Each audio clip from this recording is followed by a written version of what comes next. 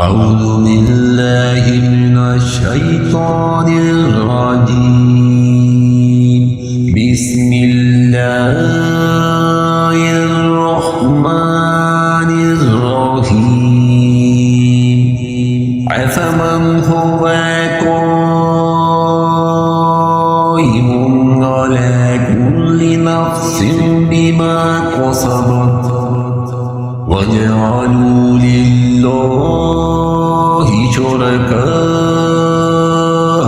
قل سموهم أم تنبئونه بما لا يعلم في الأرض بظاهر من القول بل زين للذين كفروا مكرهم وصدوا عن السبيل ومن يضلل الله فما له من هاد।